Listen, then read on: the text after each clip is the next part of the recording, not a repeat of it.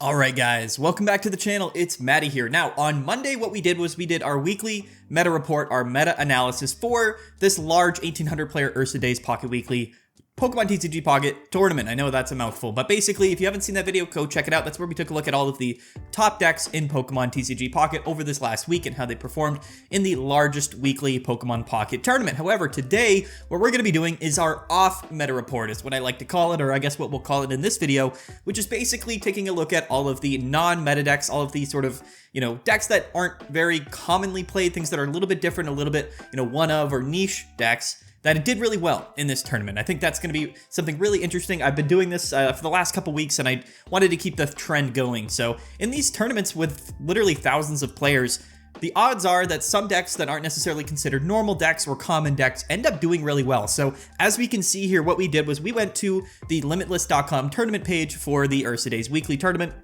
We went over to the metagame tab and we actually filtered this by the highest win rate. So what this is going to do, and it's a great way to show us all of the individual decks that did really well in the tournament that aren't necessarily considered archetypes that are commonly played. That's why we see here so many of these decks only had 1, 2, or 3 people playing them, but they had extraordinary win rates. So it basically cycles down to individual players, which we'll see here, playing these really unique decks that did really well. Again, 1800 players in this tournament, really cool. As we see here, Tentacruel and Hypno going 8-2, this Zapdos and Raichu deck going 8-2.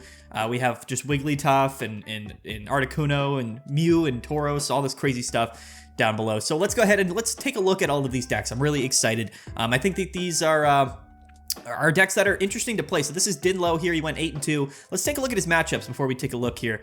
So he actually... it'll be easier if we go to the player and then we just select Dinlow here. So here were all of his matchups throughout the tournament. So winning against Charizard EX and Arcanine, beat Machamp Dugtrio, lost to Mewtwo, but then beat a Starmie Greninja deck, lost to a Mew and Greninja deck, and then rattled off 5 wins in a row against Mewtwo, Pikachu, Charizard, Mewtwo, and Mewtwo. So this is a deck that actually won a considerable amount of games against other top decks in the format, basically. Took down a ton of different meta decks, and this deck is really, really fun. So it's basically, a status condition focused deck between the sleep pendulum ability here of Hypno, able to put our opponents to sleep while also stacking on top of that the paralysis from Ice Beam here from Articuno. And basically to fill in the gaps of this particular strategy, we have Tentacruel, which is actually a really consistent stage 1 water type attacker doing 50 damage for only 2 energies, but it also poisons our opponent's Pokemon. So the thing to remember about Pokemon Pocket, which is a little bit different maybe than the official card game, is that the status effects don't always stack together. By that, I mean like sleep and paralysis can't be in effect at the same time.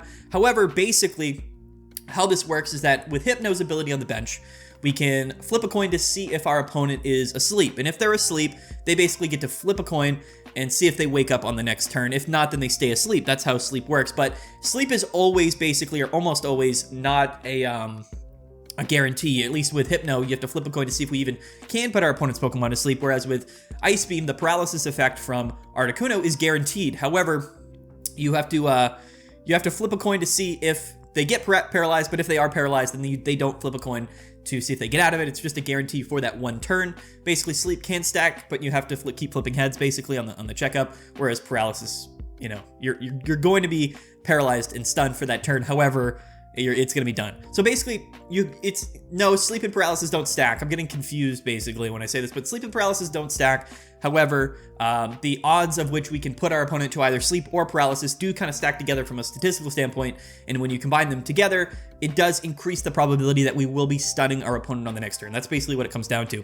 So this is a really, really fun deck that incorporates both poison, sleep, and paralysis, and then we have, of course, just a Lapras EX to be kind of that backup attacker here. It's interesting to see a Lapras as opposed to something like an Articuno. They are both basic Pokemon. They both do attack for 80 damage for the 3 energies. However, Lapras has a little bit more HP. It does have that healing factor. Overall, I think Articuno is a better card, but there are Pokemon right now that do, decent amounts of damage. And Lapras does have, I think, 10 HP more than Articuno. I don't know really where that comes into play, at least, but it is just sort of an EX Pokemon, a backup attacker if we need to run it in the deck list. I'm not sure exactly how much work it put in. Again, we're going to be kind of setting up the Tentacruel and then the Articuno, hoping that we draw off the Misties, but this deck does kind of carry into the mid to late game fairly strongly because, again, we have those status conditions that can, in effect, we basically stall our opponent out for, 2, 3, maybe even 4 turns throughout an entire game. And a lot of single price Pokemon, which means that it gives our opponent less opportunities to win in shorter amount of turns, right? They're probably going to have to take 3 KOs, which again gives us that many more opportunities to either, paralyze or stun our opponent. No, we don't have any Pokemon doing tremendous damage here. Yes, we are running Psychic Pokemon, but I don't believe we're going to be running any Psychic Energies. I think this is a purely Water Energy deck. We're not going to be attacking with Hypno really ever. But Tentacruel for 2 energies is a really consistent attacker. It also has 110 HP. So yes, we are getting one-hit KO'd by a Pikachu, unfortunately, hitting for weakness on us. Same with Articuno, but the Lapras, rather, is not getting one-hit KO'd. So this deck has an interesting Pikachu matchup, I would say, for sure. However, if we do get the sleep, if we do get the paralysis, we can go into that Lapras and potentially put in some work as well. So it's interesting. I don't think this deck would have a great Pikachu matchup. As we see, if we go back to the matches, we did end up beating a Pikachu and Substrika deck here, which I thought was really interesting. But I think a big reason why this deck performed well is because it did not hit a lot of Pikachus, at least in its bracket. However, the Pikachu deck it did run into, it did end up getting the win, which I definitely think is interesting. But yeah, a really fun deck. It's kind of a really easy to build kind of budget or non-EX deck, which makes it technically easier to build, which I think is pretty cool. But really kind of surprising to me, but very impressive nonetheless for this particular deck to go 8-2 out of 1,800 players. I think is definitely really impressive. But next up, let's take a look at the Zapdos and Raichu deck, also going 8-2. It's going to be very similar to other Pikachu decks, but again, it's just categorized a little bit differently. And as we see here, it's a deck that actually is only running 1 Pikachu EX and has more of a focus around Zapdos, which is, again, really interesting, but it's basically just Lieutenant Surge, and that's really the core of the deck. We have Electabuzz, we have Raichu, and we have Zapdos as well. And so instead of running 2 Pikachus, maybe this player in particular didn't have 2 Pikachus, maybe he only had 2 Zapdoses and 1 Pikachu, but not really sort of anything super crazy. It just kind of goes to show that you can build these Electro-type Pikachu decks in a lot of different ways. I think Electro-type in general is really strong, Lieutenant Surge is strong, and Pikachu, Zapdos, they all have potential. As we saw in the championship commentary when we watched the championship game of this tournament, we saw Zapdos EX basically win the tournament for that Pikachu player by one-hit KOing a Mewtwo EX. So if you haven't seen that video, go check it out as well. It was a really fun match. It was a really interesting match to see. But overall, yeah, nothing too surprising here, but it does just go to show that Pikachu at least can be played a lot of different ways. So let's hop into the Aerodactyl and Pidgeot deck. The next few decks we'll take a look at here went 7-3, so 70% win rate for this Aerodactyl and Pidgeot deck. So this is going to be really interesting. We've seen multiple times recently, I think, in my opinion, honestly, the best way to play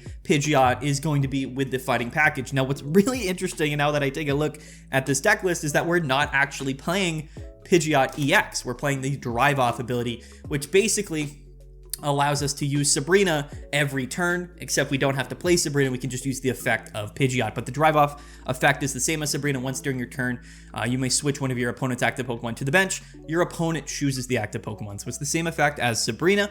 However, we get to use it every turn guaranteed if Pidgeot is on our bench, but no Pidgeot EX, which I definitely thought was really interesting. But what we're using here is that Hitmonlee and Marshadow aggressive package and 2 copies of Aerodactyl EX, so a pretty big reliance on utilizing Aerodactyl EX as an attacker, I would assume, in the mid to late game.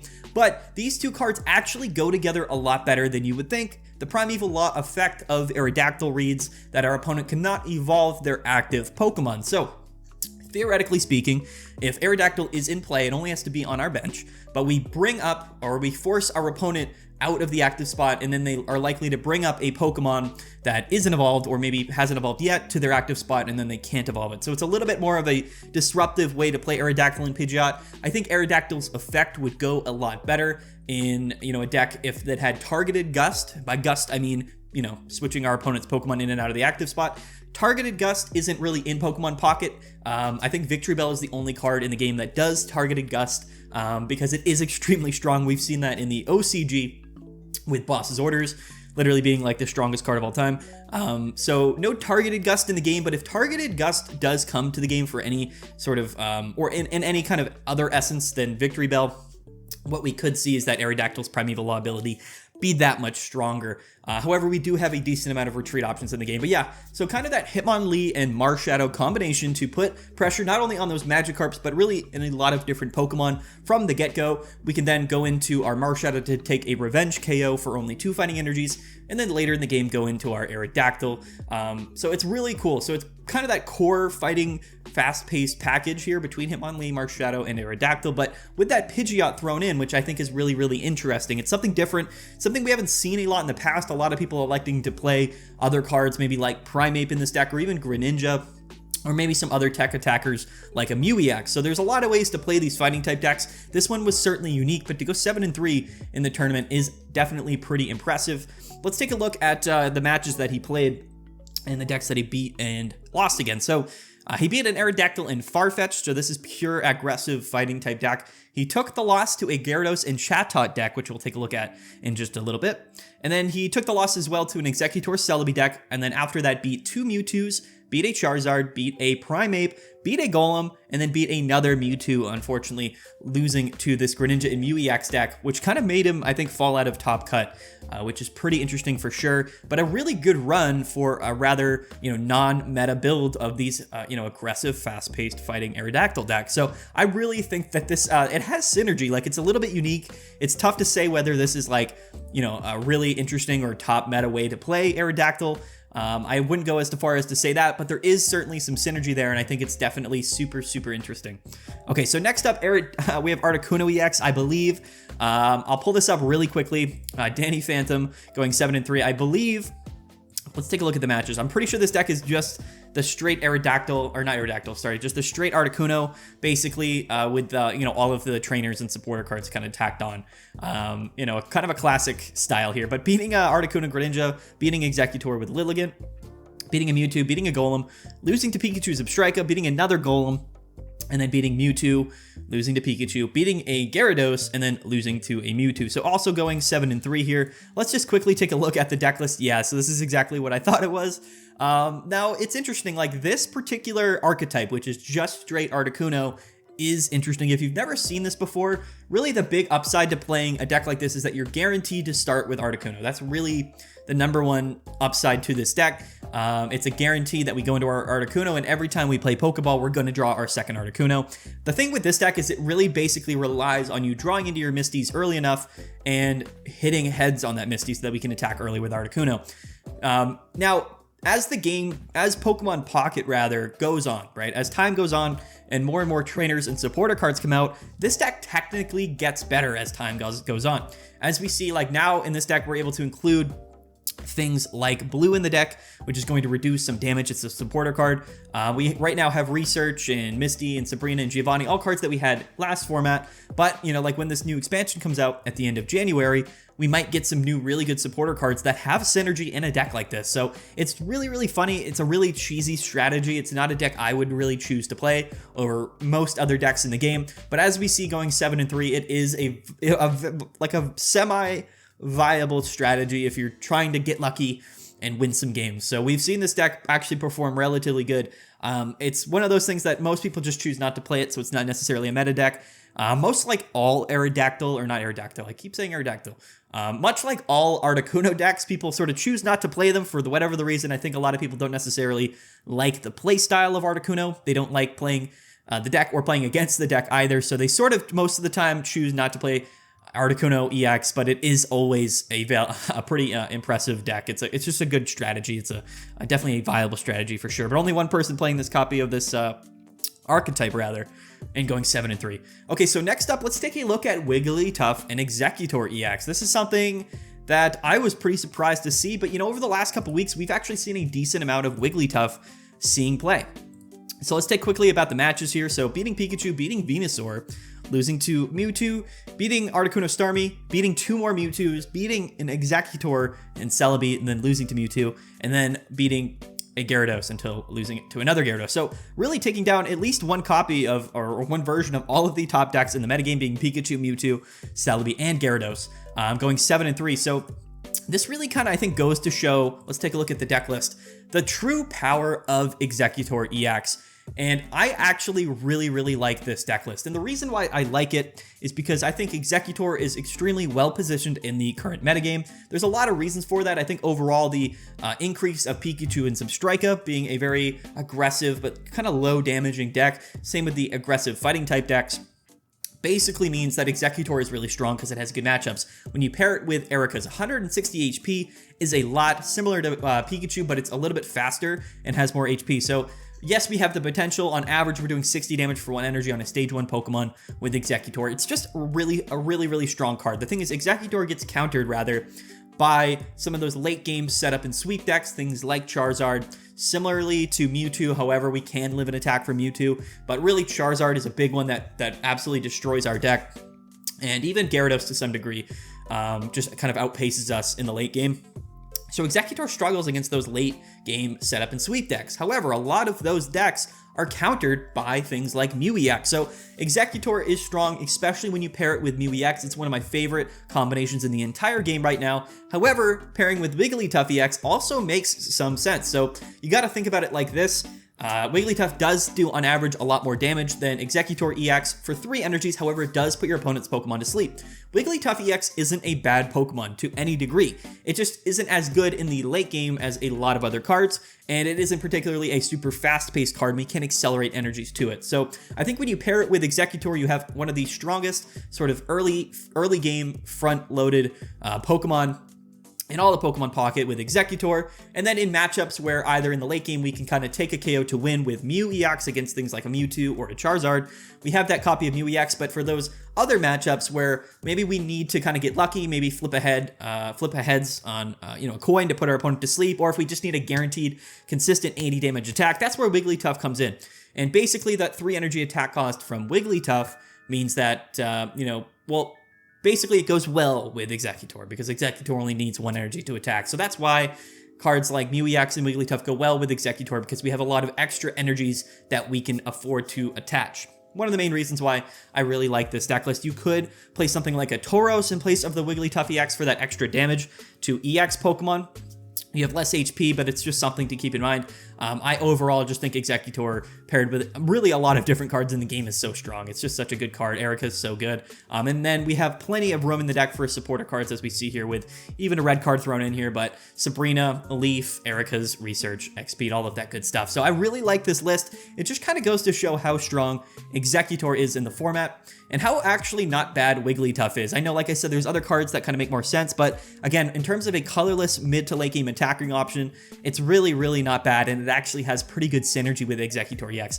I really like this deck list. I actually think that it's much better than people give it credit for, and again, depending on how the meta changes, we could swap out this Wigglytuff for something like a Tauros, or even maybe, one copy of Celebi, which we've seen in other decks. The straight Exeggutor archetype is actually like a top 10 played archetype, being paired with Celebi and Mew-EX, right? It's kind of another way to play turbo, or rather tempo grass decks, where you're not playing the Jungle Totem Superior. It gives you a little bit more consistency in that early game, however, less power in the very late game.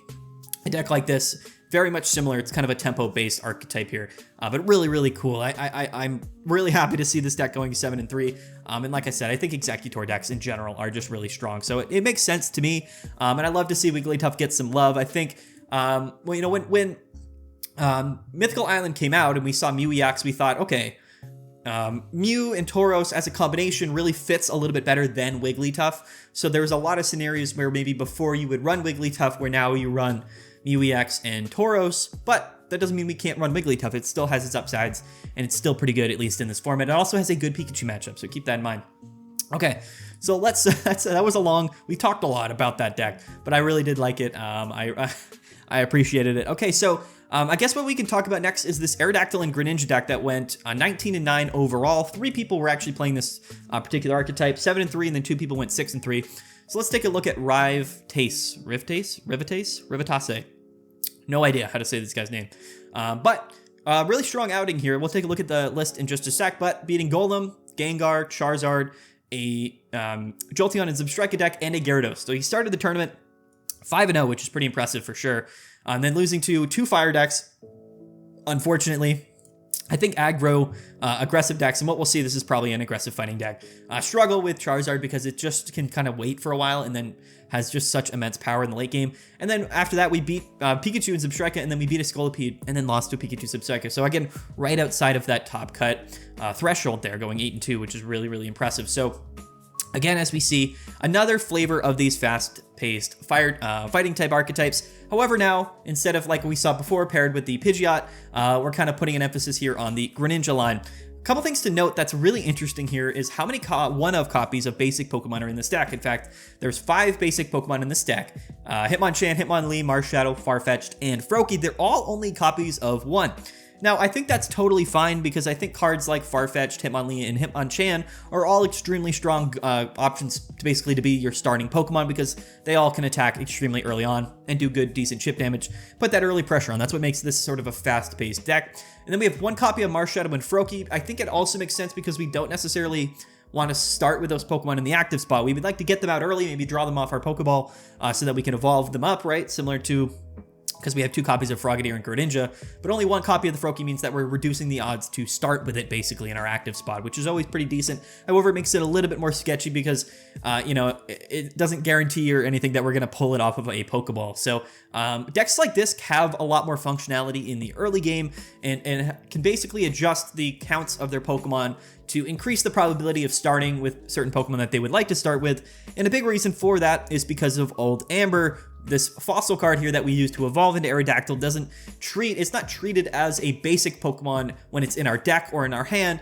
Basically, when we play it, it becomes a basic Pokemon and we play it onto our bench, but it's not a card that we can pull off of Pokeball, basically. So it's a way to play basically a basic Pokemon in the deck to evolve into Aerodactyl without kind of really playing any actual basic Pokemon in the deck, making Pokeball a little bit more consistent. But yeah, the combination of that fast-paced, aggressive strategy here with Hitmonlee, Hitmonchan, and Farfetch'd makes it so that we're really strong right off the bat. And then we have that secondary attacking option with Marshadow. We can Revenge KO and then go into Aerodactyl. It's that common kind of theme or line that we see with these fighting type decks. However, now in the mid to late game, we have something like Greninja with Water Shuriken to do some extra chip damage to, you know, our opponent's bench Pokemon that we might have not been able to finish off, or just kind of, you know, fix some of that math basically on the board to allow us to take some additional KO. So we've seen Greninja paired with the fighting archetype pretty commonly. I think it's a pretty good pairing. I think that the deck is strong in the early game, so we don't necessarily need Greninja out really early, but once it is out on our board in the mid to late game, it provides a lot of value because basically it's able to kind of finish off some KOs there and do some things that the deck otherwise wouldn't be able to do. So interesting for sure. Only 3 people playing this specific kind of archetype, or at least how it was categorized here on the Limitless platform, but they all did quite well.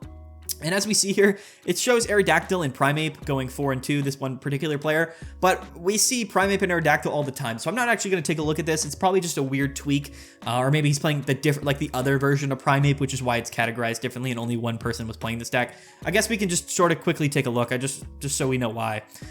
Yeah, I think it's because it's the old Primeape. Yeah, so it's the aggro fighting, except now we're playing the fighting back Primeape with Reckless Charge Mankey, which I don't believe is the best way to go. I think that it's, I guess we can explain it a little bit. The reason why I don't think that this version of Primeape is better is because this Mankey right here does damage to itself, but this Primeape here has an attack cost of 2 and does a lot of damage if it has damage done to itself. But the big upside to the Primeape from Mythical Island is that it has an attack cost of only 1, meaning we can attack on our our second turn if we're going first. This is an advantage that stage 1 Pokemon with 1 energy and their attack cost have. It makes it a very uniquely strong deck in those scenarios where we're the first player to have their turn, whereas most decks really struggle when they go first because they're up behind on the energy curve. So decks like Exeggutor, like not this Primeape, but the other one, and things like Weezing per se, are all strong in those scenarios. So it just makes a lot of sense. Like, this technically wouldn't be a bad option or a bad card if we're going first, but Hitmonlee is also there to go first, and that's why we also see things like Farfetch'd in those decks. So it doesn't necessarily make too much sense in this particular deck. We want to have good going first and going second options to get early damage on the board. Yes, Mankey's doing 30 damage, but it has to survive. So if we're going first, we can go into the Mankey, but on our next turn, we can evolve into the Primeape, and we still can't attack. That's the main problem here. Whereas if we're going second, sure, we can get the first attack off here with Mankey, but then our opponent's second turn, they could easily kind of come in and also KO our Mankey. So that's sort of the downside of this deck. That's kind of why these versions of Mankey and Primeape aren't as good, basically, is sort of my explanation. So that makes sense. That's at least why it's categorized like that. I would definitely not recommend as much to play this version of Primeape than the one from Mythical Island. I think it's certainly quite better.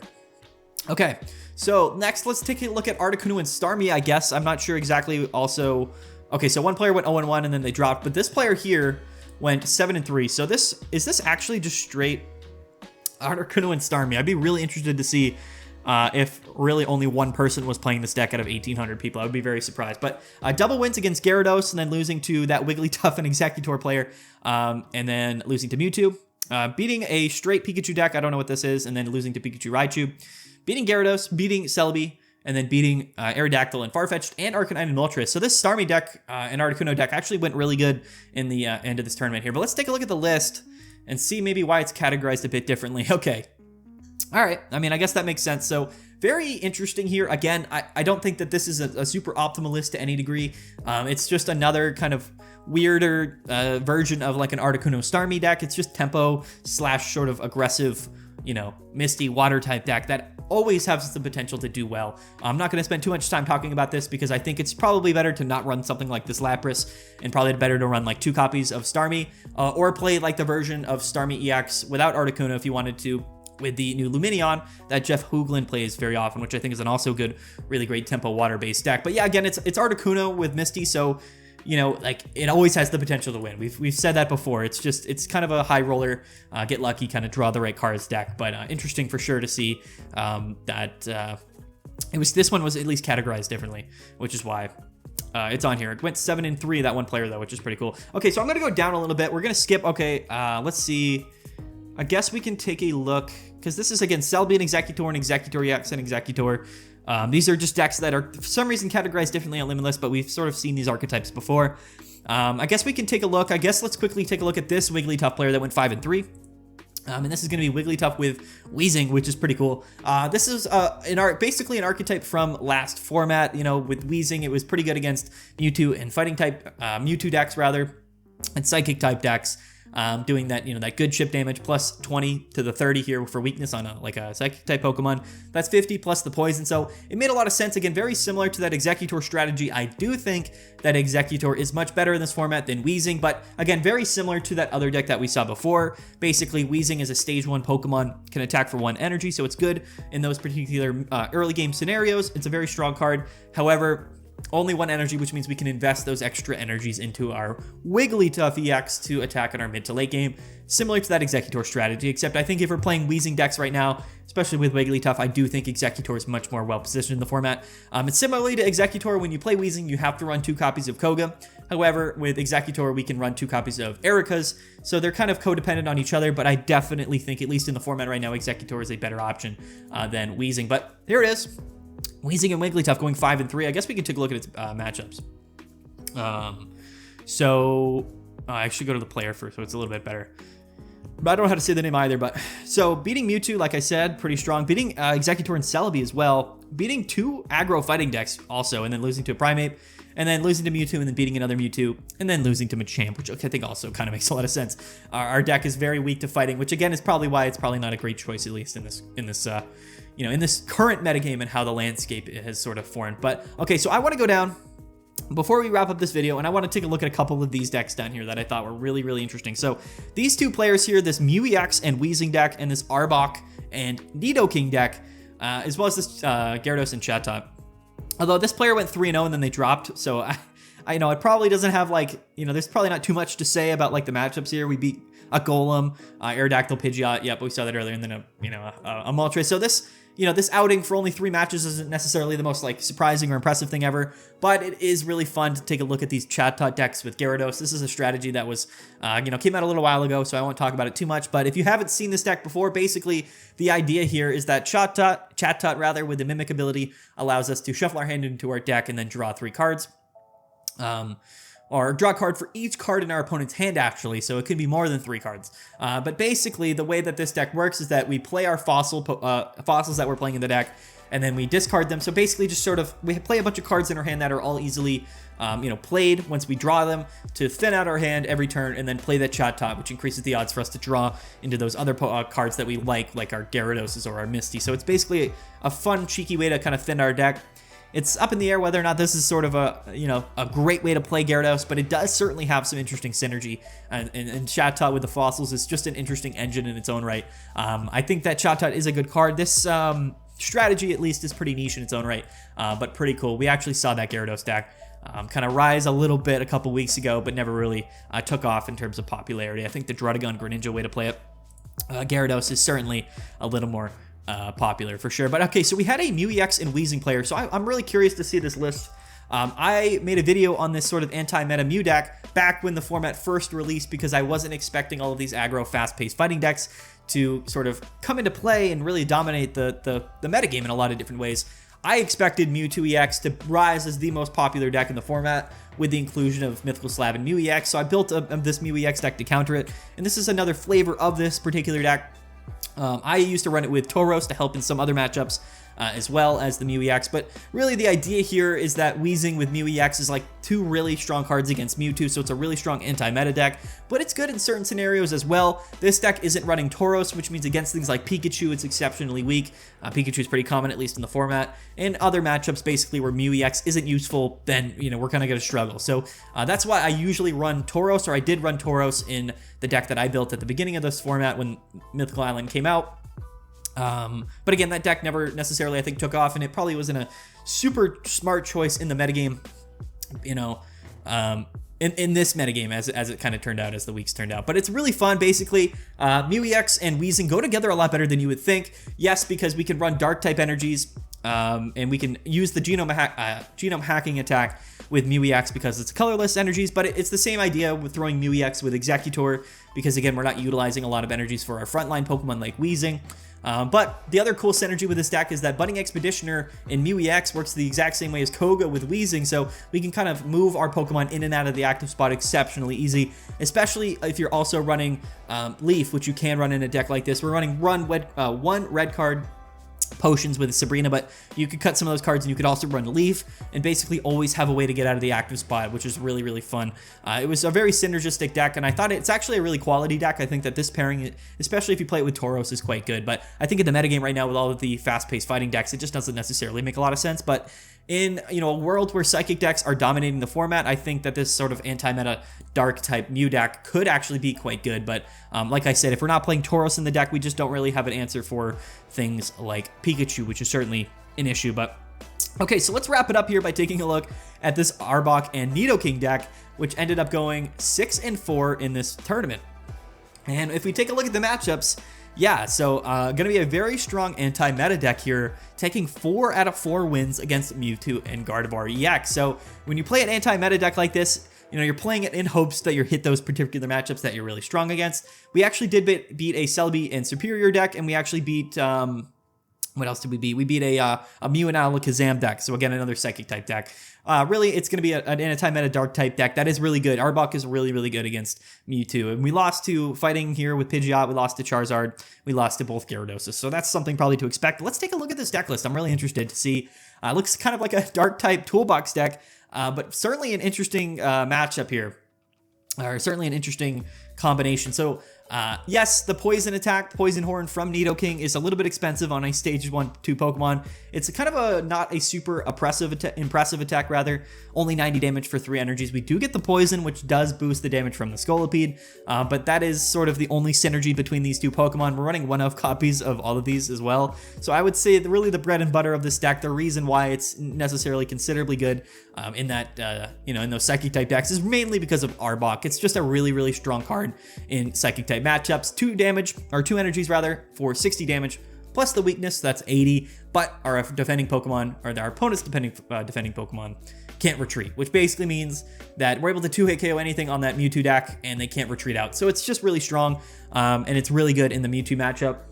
We even have things like Pokemon Flute as well as Sabrina. It's just a really interesting deck. Again, I don't necessarily think that this is a deck that has a ton of synergy, that's very, very strong to any degree. But again, Arbok and all of these fighting type cards are strong against Mewtwo, so it's, you know, a decently anti-meta Mewtwo deck. And there is some synergy there, like I said, between the Nidoking and the Scolipede. I think Scolipede in general is just also really good against Mewtwo. It can attack on curve as well, so that's something to keep in mind. But interesting nonetheless. I thought it would be always fun. It's always a good time, rather, to take a look. And, you know, after Monday, when we take a look at the top decks of the format, we take a look, you know, at the overall actual sort of meta and how things are changing, how things are, you know, being different from week to week. It's always fun to go back and take a look at all of the decks that aren't necessarily considered meta decks, but performed really well in these large tournaments. That's one of the great things about Pokemon Pocket. There is quite a bit of RNG involved, but there are very specific, interactions.